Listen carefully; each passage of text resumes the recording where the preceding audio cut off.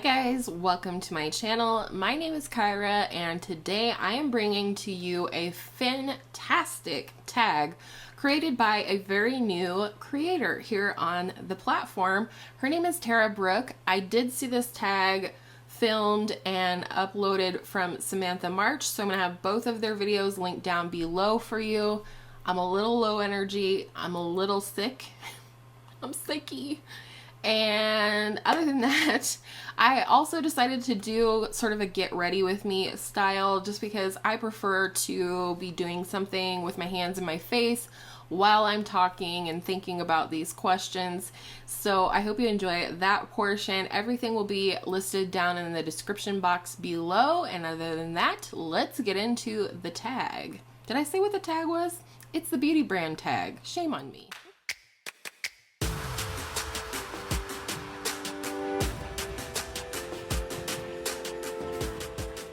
So the first question is, think back to when you first started your makeup collection. Are there any brands you used then that you still use today? And yeah, there definitely is. Specifically, I can think of Lorac. Lorac is definitely a favorite brand for me, especially for eyeshadow. I haven't tried a whole lot else from them. But I do love the brand. I have several palettes from Lorac and I still use them. You guys know that I worked on panning the Lorac Mega Pro 2 in 2018 and it's still a favorite. Like most other palettes that I tried to pan, I'm like, don't even look at me anymore. But Lorac, I just love the brand. So definitely still use Lorac. Oh, definitely ABH as well. I started off with the Modern Renaissance and the Subculture and the Prism palette, and it has just continued on from there. I really love the formula, but I also really love the collaborations that they do, the color stories that they bring out, and I'm still a fan. Definitely a fan. Question number 2, follow-up. Which brands have you moved on from? One brand I have definitely moved on from is Morphe. I bought a couple of Morphe palettes right off the bat. When I started my collection, you know, there was a lot of people that were on the Morphe train at the time when I first started watching YouTube and then creating videos for YouTube. And to me, I was like, wow, you know, lots and lots of product and colors for a very affordable price. I use that term loosely. But now I'm just not as into the big palettes. I've definitely found formulas that I prefer over the Morphe formula. I think it's fine. In my experience, the Morphe formula is fine. It performs fine.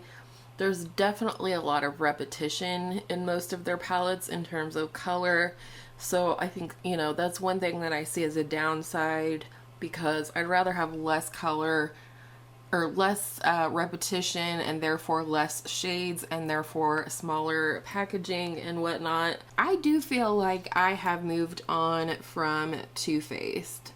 I have, what, like 4 of their palettes, I believe. But literally within, I need to maintenance the brows, holy moly. But literally within the last year or so, I haven't purchased anything from them.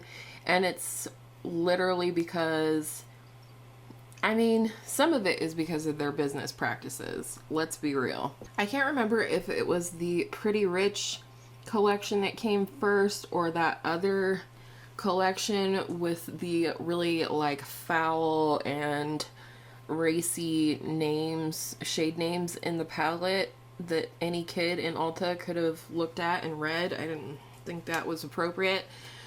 But also I think the Pretty Rich collection was in really poor taste. And of course, you know, now there's the current, I don't even want to call it drama, because I mean, there is drama surrounding it, but I think the actual what happened is not drama. I think if Jared Blandino and his sister treated Nikki Tutorials poorly, then that's not drama, that's reality, and that's not cool either.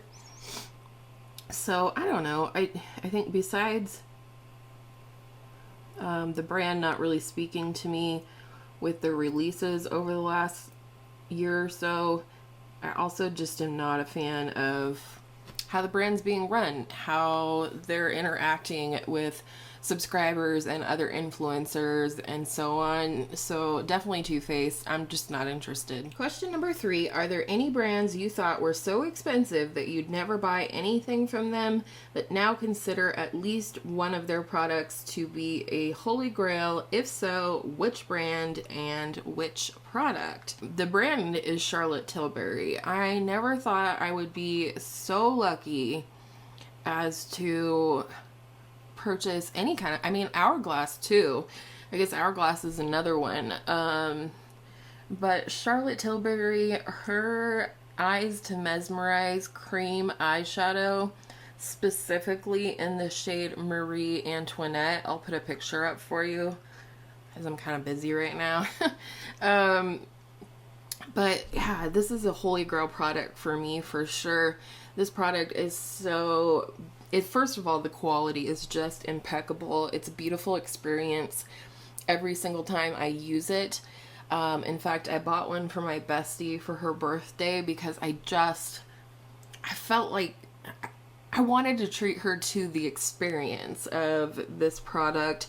And, you know, she rarely has, I mean, she's a busy super mom, and so she barely has time to put on makeup, even though she likes it very much. And I thought, what a wonderful thing that she could easily just swipe on in the morning and then, you know, whatever, be on her way. But yeah, that's a holy grail product for me for sure. There's other products in the line that are holy grail products now. I love the Film Star Bronze and Glow. I love the Hollywood Flawless Filter. They're all holy grail products for me now. Products that I can't see not having in my collection for the foreseeable future. Indefinitely. Number 4, what is a popular brand you never tried and don't think you ever will, and why? Honestly, and this is going to be controversial, and I have a lot of friends that really love this brand, and I support that 100%. I don't see myself trying anything from Jeffree Star, and for quite a few reasons.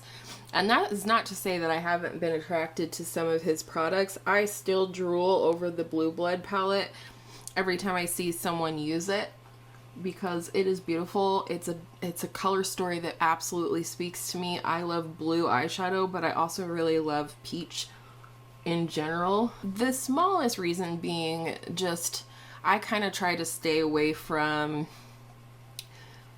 brands that are controversial or, you know, things like that. I'm not even interested in addressing that stuff on my channel, and I feel like by buying the products, by default, I kind of would have to disclaim or what have you. But the main thing is, the only thing of his that I'm like ever interested in is his eyeshadow palettes. And as much as I think they are stunning, like I said, I don't see myself ever buying one because of the bulky packaging. I just know myself. I know that I would eventually get frustrated with it because I'd have to find some kind of special place to store it, and then, you know, it wouldn't get used because it's not in the same place as my other palettes. But it's kind of like for the same reasons that I am no longer buying palettes from Morphe, and that is just, they're too big. They take up too much space. I only have so much space to store eyeshadow palettes because of where I like to store them. Therefore, I'm not willing to take up the space that of like 2 or 3 palettes for one big palette. Next, what brand perfectly encapsulates your current makeup aesthetic and why? I mean, honestly, I guess Charlotte Tilbury. I'm just very into the neutrals at the moment. I'm very into that kind of soft glam, understated glam, vintage packaging vibes, glowing from within, like the whole thing, I just feel like she nails it for me right now. Are there any brands you haven't wanted to try purely because you don't like their packaging? I mean, definitely Jeffree Star is one of those brands. Personally, for me, the packaging is so bulky, and while I think the product is probably wonderful because I trust the people that I know that do love his products, I just don't. I know myself. The other brand, honestly, and I have since tried this brand, but I used to not want to try Nudestix and even Milk Makeup, even though I just used a Milk Makeup product, and I have purchased one Milk Makeup product. The thing about Milk Makeup is like, and Nudestix, I'm just not overly into, as I use another, like stick products. That's why I didn't want to try those brands necessarily. So, but I have since tried them. It's still not my favorite packaging for anything, the roll up tube type of thing,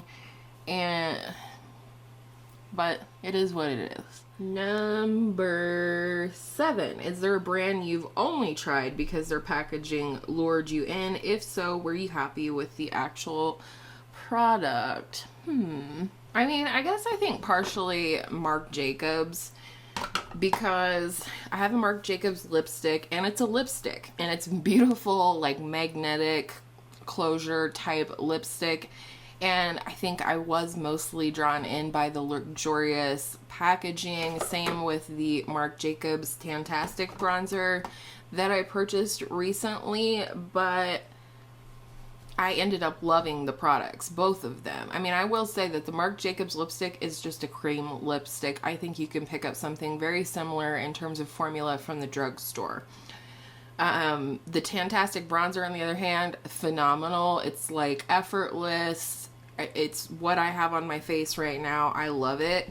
So probably Marc Jacobs is one that has drawn me in for the packaging. There's been several of his little eyeshadow palettes that I've been intrigued by, but ultimately did not purchase. But it was the packaging that had me looking at those products. All right, number 8. Some would say drugstore and mid-range prices are starting to overlap. What drugstore beauty brands are guilty of making this happen, and what are your thoughts on rising drugstore makeup prices? I think there's a lot of brands these days, if I'm being honest. Like, I think there's a lot of obvious ones, like Physicians Formula has always been pretty pricey. Do I want eyeshadow primer today? Yeah, let's do it. I think definitely Physicians Formula is guilty of this. I think that's probably first on a lot of people's list for this question. But I also think NYX is definitely guilty of this. I love NYX, but when you're paying close to $20 for a primer and things like that, I don't know. I'm like, NYX, who do you think you are? You're still at the drugstore.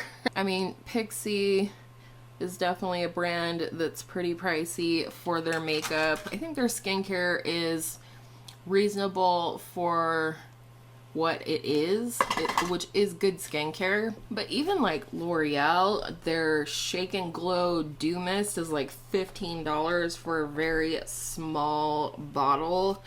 So I think a lot of brands, if I'm being honest, are kind of guilty of hiking up those prices. And, you know, here's where I stand on that. I feel like if it's worth the price in terms of the quality of the product, the quantity of the product, and things like that, then I think, you know, that's okay with me. But I don't know. I think there's definitely some brands that have gotten a little too big for their britches, so to speak. I think the next question is really interesting and very thought-provoking. We're getting into it now. Number 9. With anti-consumerism and an eat the rich mentality starting to take hold in the beauty community space, are there any brands you still feel a loyalty toward? If so, why? Assuming that I understand the question, I do feel like I have a loyalty toward Lorac. I am always curious what is coming next from Lorac. And it's kind of a brand that I like to wait and see what they're coming out with, because, you know, I like a lot of their stuff. I haven't bought everything that has come out from Lorac, but I do really like what I have, and it is a brand that, you know, it stays out of the drama, everything. It's just a good brand. They put out a good product. They're consistent with their branding, I think. Things like that. I am excited to see, you know, what will come next from Lorac always. I mean, that's probably the only brand that I really feel a loyalty toward, because I think a lot of the other brands are guilty of fallen into the drama of the beauty community. And I feel like, you know, Lorac, insofar as, you know, my experience, they're not involved in the drama. They're true to, you know, what they're always putting out there, which is great. You know, I think it's just a good, solid brand. I also think I'm probably pretty loyal to e.l.f. Cosmetics at this point, which may seem interesting to some people. But again, I think this is a brand, they're trying to keep up with, you know, what's current and things like that. You know, they put out CBD skincare, whatnot, but I think it's a brand that's always trying to improve itself. It's a brand that's trying to stay on trend and things like that without being out and out copycats, which I think is cool. And so overall, I think I'm always loyal to e.l.f. I'm always excited when they put something new out that I can check out. So definitely e.l.f. and Lorac. Number 10, have you ever felt betrayed by a brand? If so, what happened? I think, you know, I have an answer that maybe other people would say as well, and that is Tarte. There's a couple of things that didn't sit well with me when it comes to Tarte. The first one being the Icy Betch thing, where they like teased this blue-green palette, and then they're like, April Fools, isn't that funny? And we're like, no, it's the first interesting thing that you've teased in a long time. And so I did buy the dupe for it from Face Candy when Shop Hush was still a thing. That's why I had no problem buying the palette that they kind of stole the idea from Tarte, because, you know, they missed out on that. And then they put it out like a year later, and it was in old packaging that had belonged to another palette. I don't know, it just was a mess. And then the other thing with Tarte was the whole Clay Play Volume 1 and Volume 2. In case you missed that whole thing, they had the Tarte Clay Play Volume 1. Actually, I have it sitting right here because I'm decluttering it. But so they put out the Tarte Clay Play Volume 1. This is what it looks like. And then sometime later, they put out a Volume 2. But what they did was replaced one of these face shades with a blush, and then there was a couple of shimmers in here as well, and this is an all matte palette. But what they didn't do was change any of the names in the palette. They just used the exact same packaging and switched out a couple of shades, and then were like, ta-da, don't you want to buy this? And people were like, What the actual F? I remember that Samantha March was very unhappy about that because she really enjoyed the Clay Play one. And I did too, but my collection has just outgrown having that type of a product. But yeah, I know a lot of people were not happy about that. And I just think that's crappy. I really do. I mean, I understand every business has a bottom line or what have you, but I think reusing packaging and trying to sell it off as something different, or taking an old release and just changing a few things to make it into a new release. I think it's one thing if you're like, here's the new and improved Tarte Clay Play Volume 2, in which we added a blush and a couple of shimmer shades. I think that's different, but they weren't. I mean, they tried to act like nothing was amiss, and I think, you know, I personally didn't experience these things, so I guess I don't know if I would say I feel betrayed by the brand, but I kind of do, just in the way that I'm a consumer of beauty products.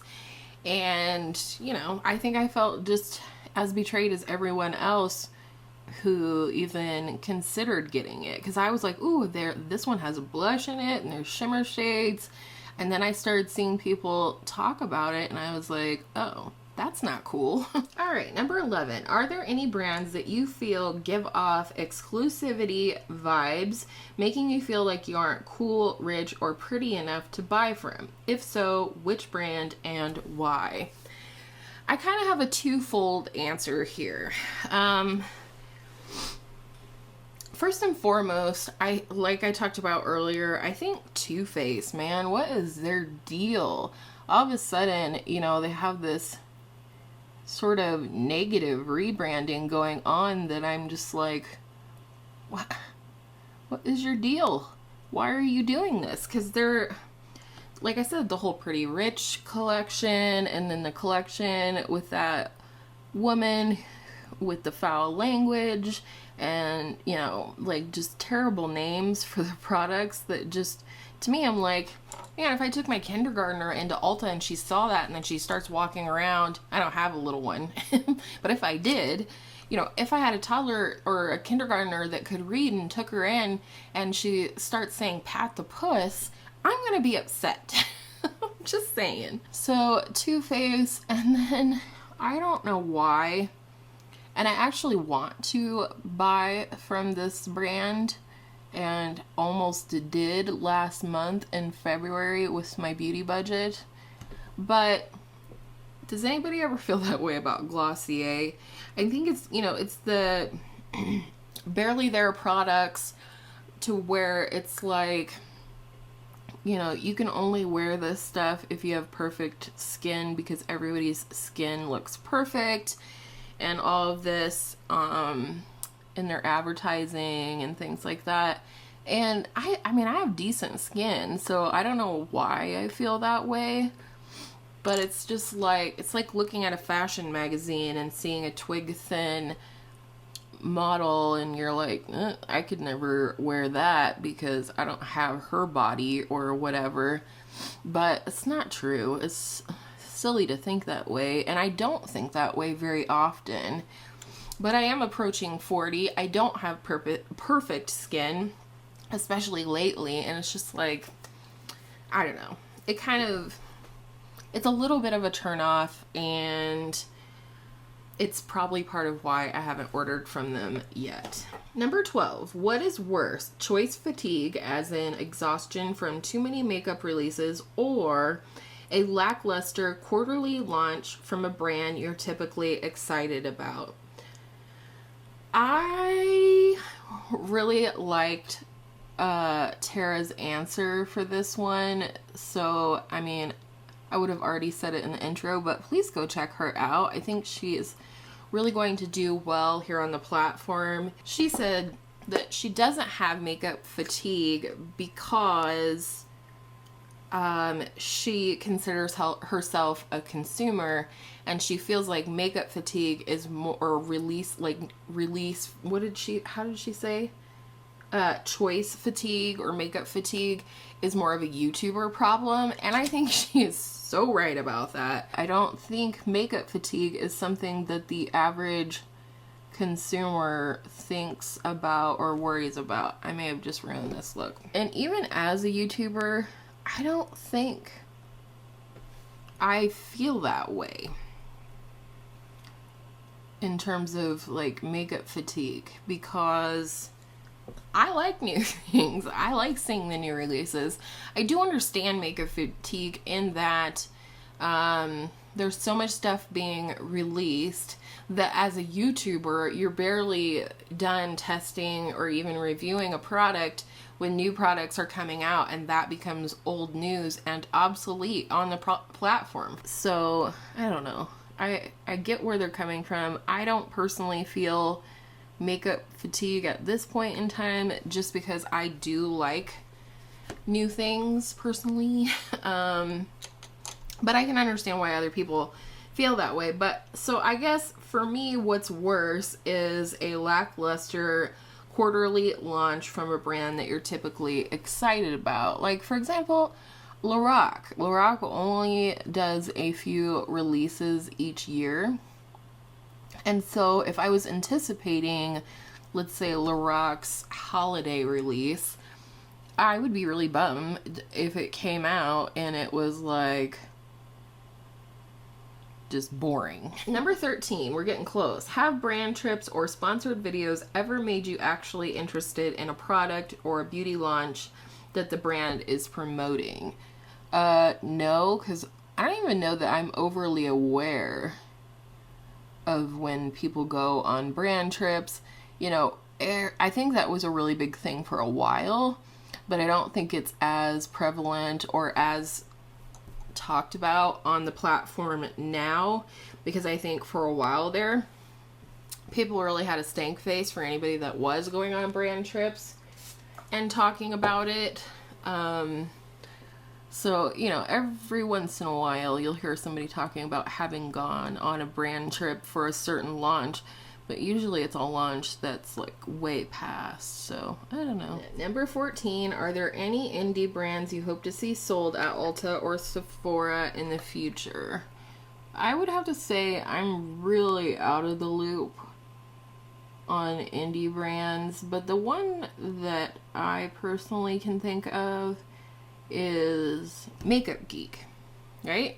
I would love to see Makeup Geek sold specifically at Ulta because they have a better point system in terms of cash for money. I really wouldn't mind getting a few of her singles, but I would like to do it where I could get points or, you know, use my points if I'm ready to, you know, make a purchase of free makeup with my Ulta rewards. I wouldn't mind using my points to purchase some Makeup Geek. I'd also love to see some like Kaleidos Cosmetics would be cool, or Divina, like more companies that sell single eyeshadows. I would love to see more of at Ulta and Sephora. Personally, I really want to work on a small collection of single shadows this year that just add to my collection, either things that are missing within the palettes that I have, or, you know, things like JD Glow. JD Glow would be another brand I would love to see come to Ulta or Sephora because their products are pricey. I'd love to get a kickback on one eyeshadow that costs $10 or $12. All right, last question. If you could give any beauty brand a rebranding, which brand would it be and what elements of the brand would you modify? All right, the best I could come up with for rebranding, I think I would actually choose ABH. Don't come for me. I just don't love the packaging of their palettes specifically. I think they have some really beautiful packaging. Like I have a bronzer from them and a blush from them that comes in that sleek black packaging and whatnot. And then their palettes are like cardboard. I mean, since the Soft Glam, we've seen them step away from like the carpety stuff, but I just think it's time to move on from that type of packaging altogether. It just feels cheap to me. First of all, I think we could leave out the brush. I know most people really like the brush. I have ABH Modern Renaissance right here. I know a lot of people like the brushes from these palettes. I personally don't feel like this looks cheap. It's cheap cardboard. And then the outside packaging. We've definitely seen a little bit of an improvement with like the Jackie Aina palette was really beautiful. So yeah, I think I would rebrand ABH and I would have their palettes look more like the rest of their packaging. I think the rest of their packaging, like complexion products and things like that, are much more aesthetically pleasing within the brand itself. The other thing I thought that was kind of weird packaging was their foundation. It looked like something you could get from Elf or from the Dollar Tree or something like that. It was just a foundation on it. It was just very plain packaging, but I just think their packaging overall is pretty inconsistent. So if I had to pick a brand to rebrand, it would be ABH and it would be their packaging. I think it just needs more consistency and it needs a little bit of elevation and just, yeah, continuity within the line. And that is it. What a fun tag this was to answer. Please go check out Tara Brooke. She is a really she's a little fireball, little sassy pants. I really like what she has to say about the beauty community, about products. One video that I thought was really great as well, in addition to her tag video, I will link down below, and it was Glossier versus Nudestix, two of her favorite brands, like all-time favorite brands, and she talks about category by category which brand she thinks does it better, and I just thought that was a really cool video idea. So that will be linked down below along with her original tag video and the questions. If you want to, please answer some of these questions down in the comments if you are not a creator, or if you are. I would love to hear your answers because, I don't know, there was some interesting questions in here that actually stumped me for a minute or two. And with all of that said, I hope all of your makeup days are absolutely beautiful makeup days, and I will see you in my next video soon.